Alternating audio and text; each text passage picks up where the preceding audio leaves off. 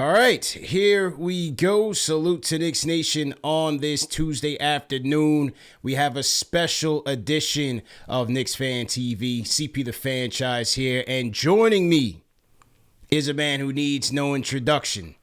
He covers the NBA playoffs as a play-by-play announcer for Turner Sports and also serves as the lead play-by-play announcer for Fox Sports, college football and college basketball as well.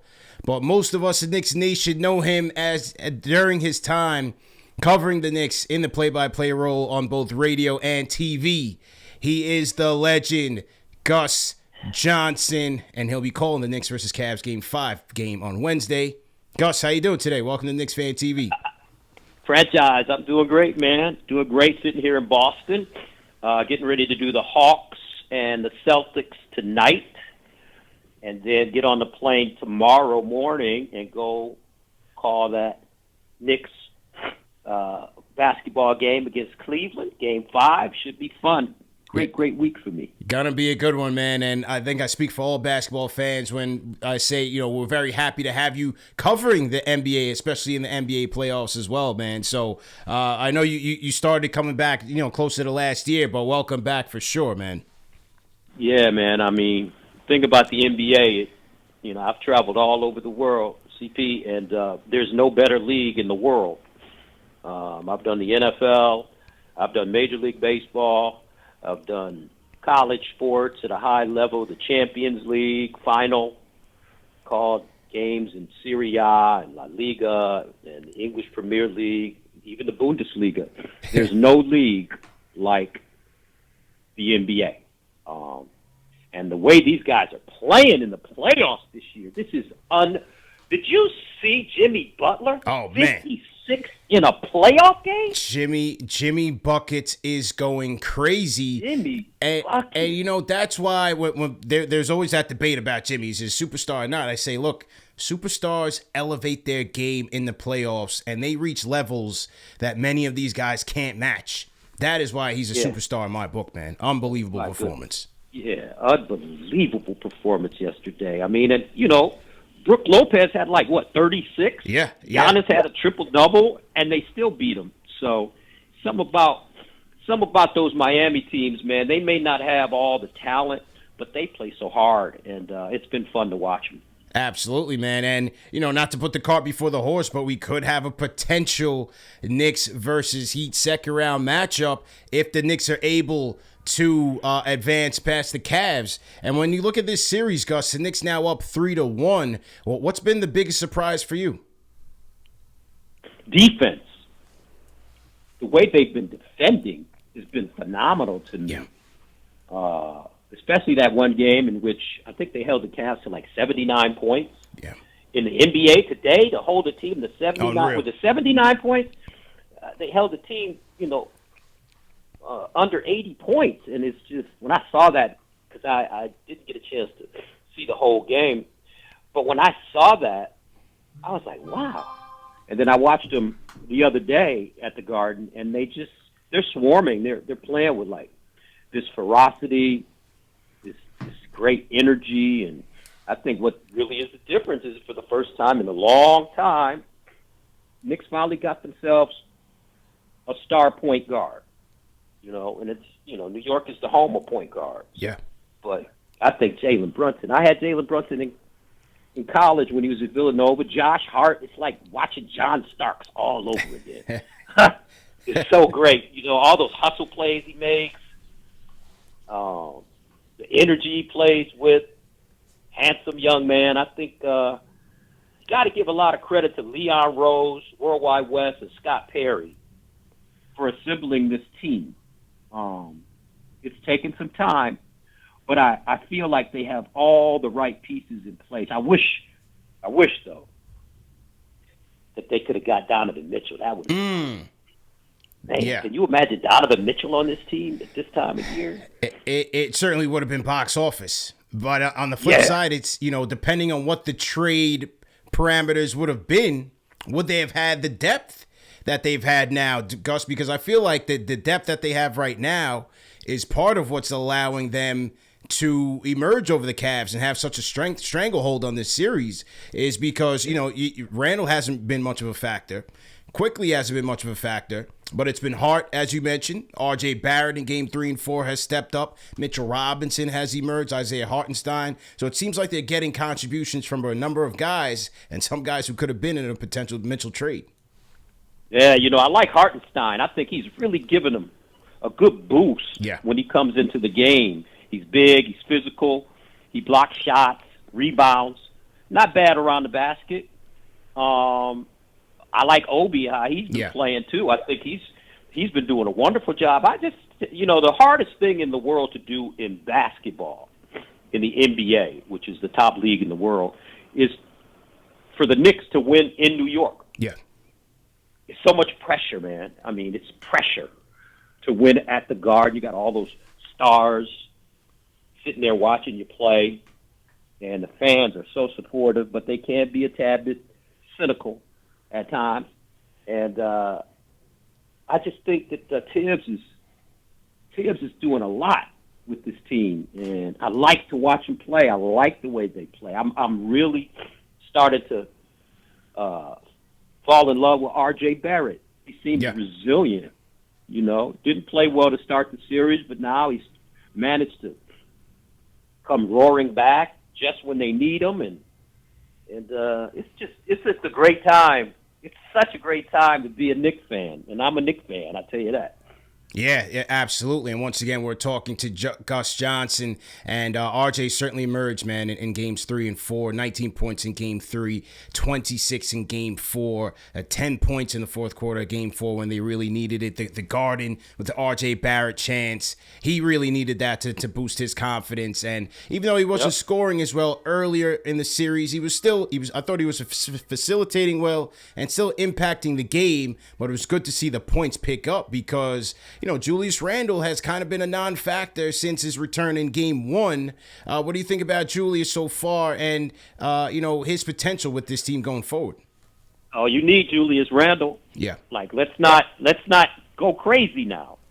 He may have been a little off or whatever is going on. He had the injury, came back. I think that you need Julius Randle because he can give you 40. And, just like Jimmy Butler the other night, sometimes you need to score 40 or more, or that one guy to carry you. Julius Randle's a great player. Great player. And, you want to see him do well, and he will do well. He'll come back. I fully expect him to, ball out on Wednesday in Cleveland. But Julius Randle's fine. I thought he took it well when he got benched because they won the game. Yeah. And that's the most important thing. So I think these guys, they look like they got good team spirit and teamwork, sharing with each other. And they're going to make sure that I'm sure Jalen, Brunson and company are going to make sure they keep Julius's hands full when he gets back on the court tomorrow. Yeah, and as you said, they're going to need him both tomorrow and beyond. And so you hope that he's able to get back up to speed. And you mentioned the job that Leon Rose in this front office has done. After last year's lackluster offseason where, the moves that they made did not improve the team, Kemba Walker, Evan Fournier, and so on. But this year has been quite the opposite.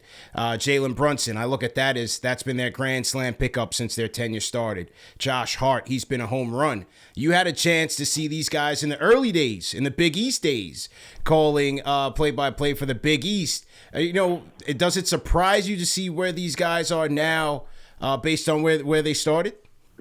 The great thing about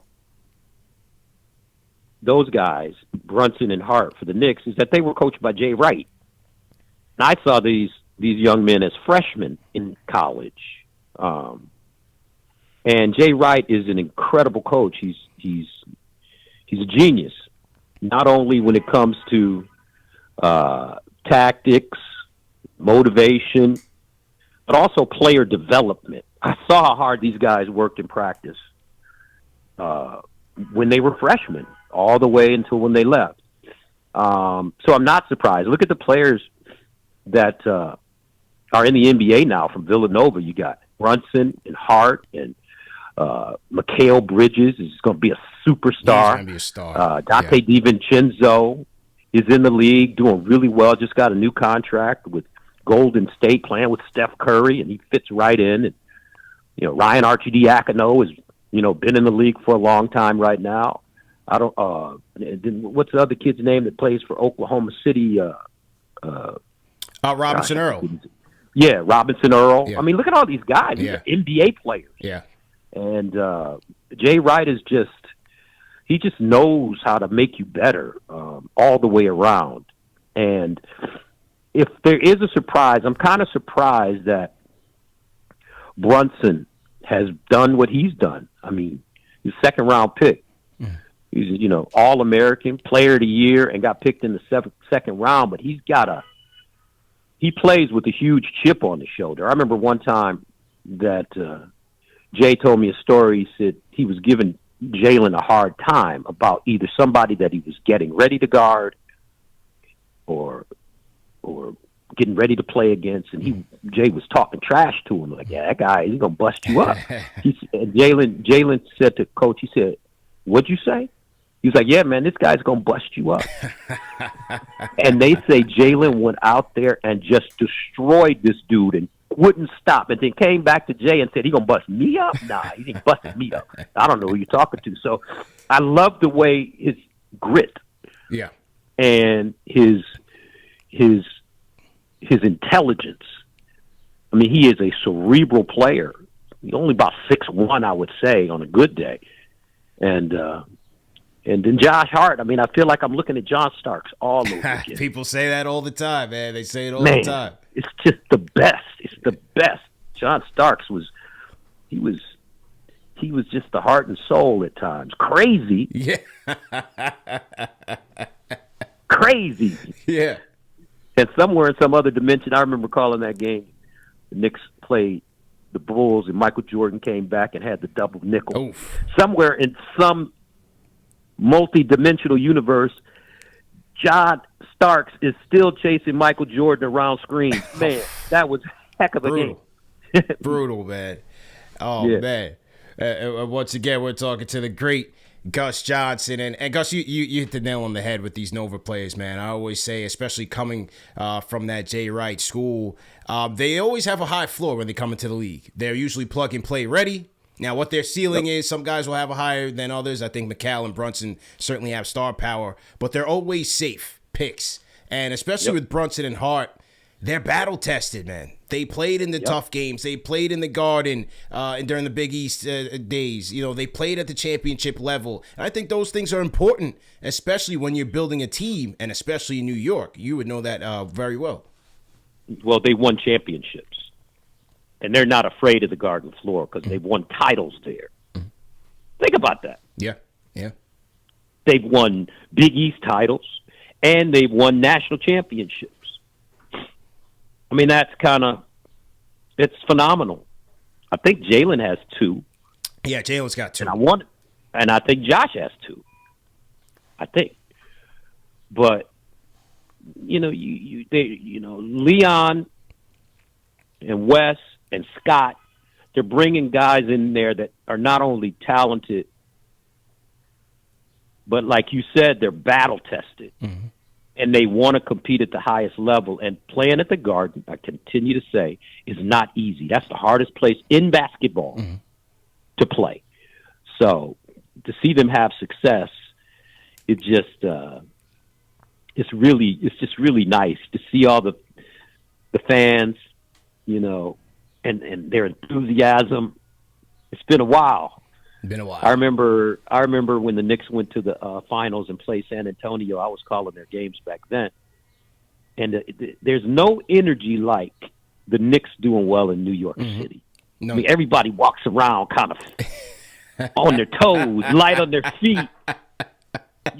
Feeling good, it's the man. Best. Yeah, it feels good, right? You know, the guys at the diner.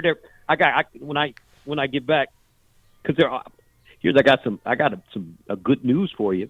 There's a chance that I could be doing the game 6 at the Garden for the Knicks. Let's go.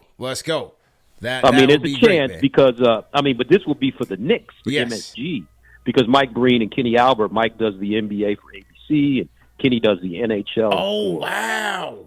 Wow. So they may need a guy if they can't get out of those commitments. Yeah. So I'm waiting on a call. I should get it probably tomorrow. Oh, man. To see. That would be cool. That would be great, man. Like old times, man. Yeah, man. Getting a chance to come back home, even if it's just for one day. Yeah. That would be dope. So I like what this team is doing. I like the leadership. Just they play hard and they're playing harder. Yeah. So and I tell you what, if they can get past Cleveland and Miami takes care of Milwaukee, that's anybody's series to me. Yeah. I'm telling you, man, and it would bring us back to the rivalry. It would bring us back to the rivalry, man, and going back to that time, Allan Houston said about his buzzer beater shot when the Knicks upset the Heat back in '99. He said, "Your call will be forever imprinted in his brain." What was your fondest memory of that moment? Oh, man. Allan. Oh, man, those were just great. I remember in that game, Miami came out to James Brown's Big Payback. So they were talking. I saw Tim Hardaway. They were angry at these guys. But then in the end, Allan Houston, he just, I don't know, he kind of just, and he wasn't a big driver of the ball because that's such a great jump shot, but he just somehow slicked his way down the lane, let it go. That sucker hit the front rim, and it felt like it hung on the front rim for an eternity. Yeah. For an eternity. And that ball dropped down. Man, oh, man, of Shevitz. I tell you what, boy. I tell you what. That was those were good times. Good times. And I just remember the dejected looks on the Heat's players and coaches when that ball went down. And something I'll never forget. Yeah, and as a kid, I never forget where I was, man, and watching that moment. It was just all right. Now epic, you're man. making me old. Look at you. Now you're making me old. That was 99. Cause I'm 38, man. I'm 38. I'm getting up there, man. I got this is the year of the double nickel for me. 55. Okay. So hey, man, you still looking great. You keeping fit, and that's what Yeah, you got to do, man. Yeah. Yeah. What is there a you cover the team from '94 to 2010? Is there a favorite team that you had to call games for during that tenure? Well, any team with Patrick Ewing. Yeah. Patrick kept the Knicks relevant for so long. He was such a wonderful talent and just such a wonderful person. I remember my first day on the job. Howie Singer, the producer, told me to go into the Knick locker room and do interviews and make sure you get Patrick. You can't leave unless you get Patrick. And I said, okay. So I got in the locker room after the game, and as usual, but this was my first day, all the reporters were around Patrick. I didn't know the rules. And the rule was Patrick spoke for a certain amount of time, and then he cut off all interviews. But I didn't know that. So I see all the reporters at his locker. I can't even get my microphone in. So I said to myself, well, let me go get some other guys, and then I'll come back later and get Patrick. Why was I thinking that? So then I get the other interviews, and then I come back to Patrick's locker, and he, as he always was, he would sit in his locker in the corner with his robe over his shoulders and his both feet in ice. And so I said, hey, Patrick, how you doing? I was just as green as grass. How you doing, man? Can I ask you a few questions? Interviews are over. I said, no. What I mean, today's my first day, man.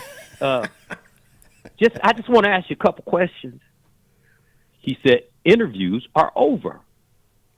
I said, well, Patrick, Howie Singer, the producer, told me, well, you should have got here early. Interviews are over. So I start sweating, and I was panicking inside. I was like, here's my first day on the job, and I screw up and I don't get Patrick Ewing. I'm going to get fired. So I panicked. And I just, out of nowhere, I guess the Detroit came out of me. I said, you know what? You gonna talk to me today, or you're not getting out of this locker room, big fella. This is my first day. And you know, Patrick used to have a scowl on his face, right? All the time. Yeah. But then when I didn't say it that nicely to Patrick, and then he looked at me and scowled, and then this big old smile came on his face, and he said, "Come on over here, man. Ask your questions." And from that point on, you know, Patrick and I were two peas in a pod. He helped make my career in New York.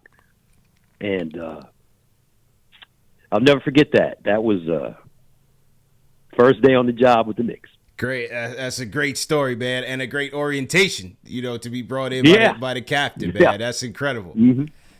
Absolutely incredible. And we're talking to the great Gus Johnson. You know, Gus, after 99 and 2000, you know, the team started slowly entering the dark ages, man. And I got to give you a lot of credit, because I felt like it was your calls on those games that kept fans like me into the team when they were winning 20-something games, 30-something games, you know, trade after trade. Look, a lot of those teams had some potential on paper, but they couldn't get it done. What was it like going through some of those, you know, tougher years after the Ewing and Sprewell Houston days? Well, you know, it was challenging because they lost a lot. And sometimes it felt like there was really no hope. But it's the NBA, and more importantly, it was the New York Knicks. The New York Knicks gave me the greatest break in the world. You know how everybody's always like, you need your big break? Yeah. The Knicks, man, it was the Knicks at Madison Square Garden Network. At Madison Square Garden. They changed my life. They changed my whole life. I wouldn't be sitting here talking to you on the phone. I wouldn't be sitting here talking to you if Madison Square Garden Network and the New York Knicks, if they wouldn't have given me the break of my life, my whole life. Because when I became the voice of the Knicks, everything changed. People heard me. I miss those days. Yeah. I miss those days doing the radio. I used to love getting in cabs sometimes, and the cab driver, he would hear my voice. Take me to 23rd and 9th Avenue. He'd hear my voice. He was like, "Oh, you're the voice of the Knicks. I listen to you every night."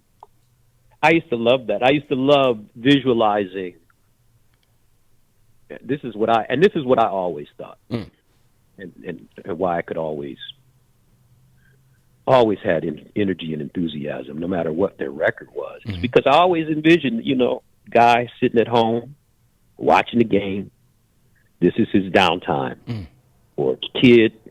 When I was a radio voice, you know, I had kids who later became grown men that would come up to me and say, "My mom wouldn't let me watch the Knicks game during the week, but they would let me listen to you on radio while I did my homework." I think about that person, cab drivers, you know, game on in the diner. So the Knicks gave me my big break, man, and I will forever be loyal to them and forever be a Knicks fan. I will never forget that, because, you know, I live a great life. I do something I love, and they help me further it. So there was no problems doing those games when they were struggling. It was my job and also my love and passion, and I was glad to do it. Always wanted to do it. Like I got to be honest with you. You know, when I got the call to see if maybe I, can get a chance to do this game on Friday, after I hung up with the executives, man, I damn near started crying. I was like, wow. Wow. This is the one job. That is the one job that I miss more than anything. So yeah, and I'm telling you, man, from the fan perspective, feeling is mutual, man. I hated it that when you left. If you search your name on Twitter right now, Knicks fans are elated, especially the ones that are out of town because it will be blacked out here in New York. But for Knicks fans to hear that you're calling the game, man, there's a lot of enthusiasm there, and it's because of the impact that you had on this team when you were calling those games, man. During your tenure as a broadcaster here, who did you learn from the most, just in terms of calling the games, sharpening up your skills? Who did you learn from the most? Oh my gosh, working at MSG Network franchise was like getting a sports broadcasting PhD from Harvard. I mean, first of all, the king is Marv Albert. And Marv, he was just a nice guy, man, and he knew I was trying to learn. So we would have our production meeting, and sometimes I wasn't even on the telecast that day. It would be Marv and Mike, and I wasn't doing the pregame or postgame. I would just do locker room interviews. But I would always go to the conference room when Marv was putting together his boards before the game, and he would let me literally look over his shoulder at what he was doing and how he put it together. And he would give me tidbits. And he said, always write your stand-up, write it out, just in case you have a brain freeze. You can always look down at your notes. What's a stand-up? Not to cut you off. What's a stand-up? You know, when you come on and say, hi, everybody, I'm Gus Johnson, along with Clyde Frazier. Gotcha. Knicks are getting ready to, blah, blah, blah. Okay. Have all that written out. He said, don't get too close to the players because, they love you when you're saying good things. But if you have to say some bad things, then, it could strain the relationship. Yeah. So keep your distance. So he gave me just a lot of lessons, man. His tempo, his pacing, with that staccato voice. I think I drew from that. I think he's the greatest basketball play-by-play man of all time, in my opinion. He, along with Chick Hearn. And then there were other people, so many. Al Troutwig was like one of my professors. When it came to doing stuff on camera. Bruce Beck, Bubba, taught me how to prepare. Watching, Sam and JD doing the hockey. They had an incredible sound. Mike Crispino. Spent a lot of time with him. Bob Page. Bob Page gave me one of the best pieces of advice. I don't know if you even remember Bob Page, if you're old enough, but he was an anchor man at MSG. He used to do the sports desk. So, Bob was a big music aficionado. So one day we're arguing Billy Joel and Elton John, who's better. So I'm telling Bob that Elton John is better than Billy Joel, and Bob is he has so much contempt for me. And he says, that's impossible. Billy Joel, Elton John can't even hold a candle to Billy Joel. So I keep trying to argue with him back and forth rather. And he said, when you're having an argument with an idiot, make your point and then walk away. And then he just walked away.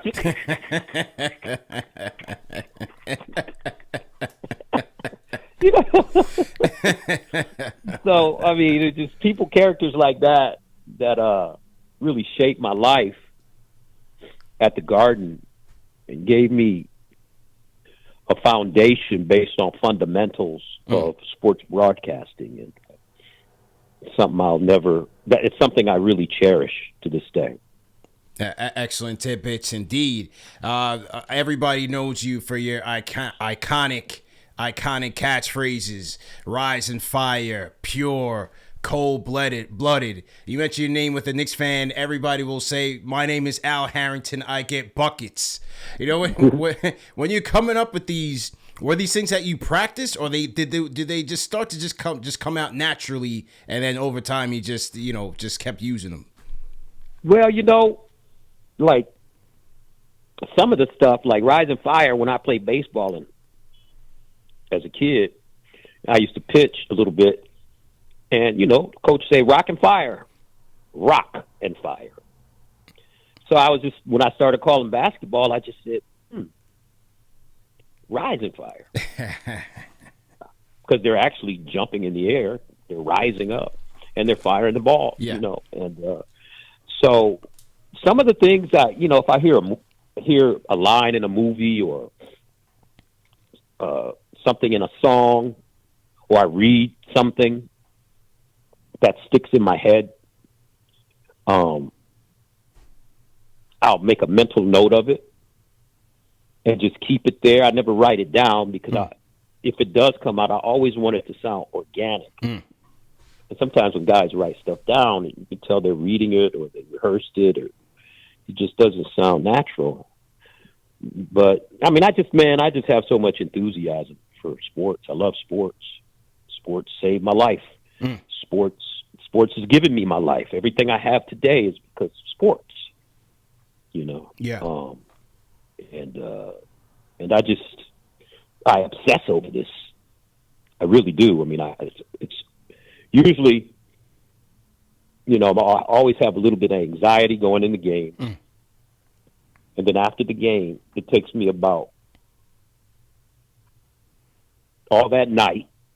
That's all I'll be thinking about is what happened in the game, what I said in the game. Sometimes I'll even go back and look at the game late at night, and just to see how it sounded or see, some of the mistakes that I made. So I don't know, man. I just like to flow. I just like to flow and be easy and just gives people hopefully an enjoyable experience, not being too critical of the players, because they are human beings and they make mistakes, as we all do. But that's kind of how I come up with that stuff. Understood, and that was going to be my next question to you was, what's your criteria for a successful night? And once again, we're talking to the great Gus Johnson. Gus, just two more questions. I know you're pressed for time. You have a busy day, but as a black man myself who runs his own media company and who has struggled at times, whether it's at the professional ranks, corporate America, educational ranks, when you're in white male driven industries. Finding yourself, finding your voice can sometimes be difficult. And when I look at some of your past interviews, you talked about the struggles that you had in terms of finding your voice. When people would say, well, you're too black, or sometimes you had to code switch. So how did you ultimately find yourself? Because the Gus Johnson who I grew up listening to me, was someone who was relatable. It was like you were listening to your friend or listening to your cousin or someone along those lines. How did you get to that point?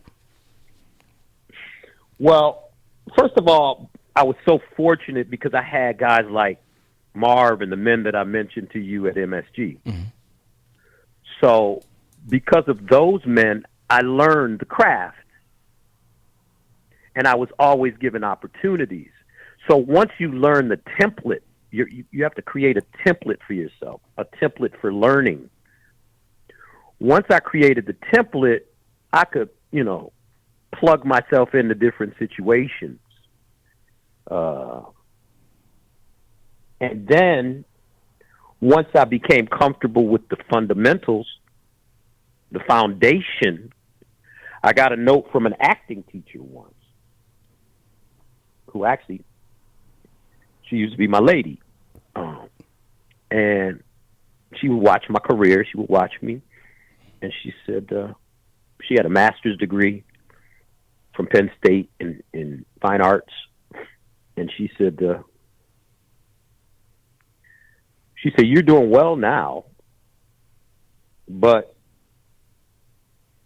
when you let that little black boy from Detroit out of his cage, then you'll be a star." And that's when it happened. I can't act like Bob Costas. I can't act like Al Michaels or Jim Nance. That's not me. I have to be me.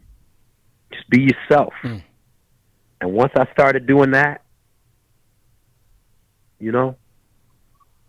everything changed. I felt like I had, chains taken off me. Let me go. Let me loose. And what I didn't realize at that time was every boss that ever gave me an opportunity wanted that to happen. They wanted that to happen. They wanted me to be free and to be loose and to get into it, because it's authentic. Yeah. And that's the thing I strive for the most, is to be authentic, just be myself and not try to impersonate other people. That's real, man. Definitely appreciate that anecdote. And as you said, authenticity is what's carried you so far, and which has led to so many iconic calls, man. So many iconic calls that the fans to this day remember across all the sports that you've covered. So with that being said, what's your favorite call? Is there a favorite call that you have of all time? Nah, too many of them, man. Yeah, too many. Yeah. To me, call, I don't really categorize it like that. I just say moments. Yeah. I've seen so many great moments in sports, working, calling the game. One of my favorite moments was Allan Houston hitting that shot against Miami. One of my favorite moments, Isaiah Thomas, when he played at Washington, hitting the buzzer beater to win the Pac-10 championship. It was a Pac-10 back there. Princeton beating UCLA on a backdoor cut. Pete Carril pulling his hair out. So many. NFL. Brandon Stokely with the immaculate deflection when he was with Denver, and they beat Cincinnati.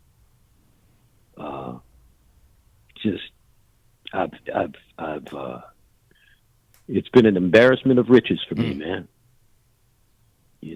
I have been so blessed, so fortunate. If it ended today, I'd be good, because I've seen it all. 2 Champions League finals, 2 FA Cup finals, all German final, and then an all Spanish final, and Real Madrid took on Atletico Madrid, and Dortmund faced Bayern Munich. I'm from the west side of Detroit, and I'm sitting there, man, at some of these things, and I just say, "Thank you, Lord. I don't know why you picked me, but thank you for picking me, man." I've gotten to the point in my life, to be totally candid with you, where my real life has exceeded my dreams. So I can't pick one. But, as I get older, I said I'm 55 now, sometimes I like to go back and look at some of this stuff and think about where I was at that particular time when these things were going on in my head. It's almost like it's my legacy that hopefully my family will keep up with as time goes on. Yeah. Likewise, man, and you took the words right out of my mouth with that quote, when your life exceeds your dreams, because that was a question I have for you. It was a question that I did ask Mike Breen, from the movie Broadcast News, man, because, I look at both of your careers in the same vein, and I also feel like the fact that your talent has allowed you to cover so many sports, the longevity that you've had in this game, it's incredible, man.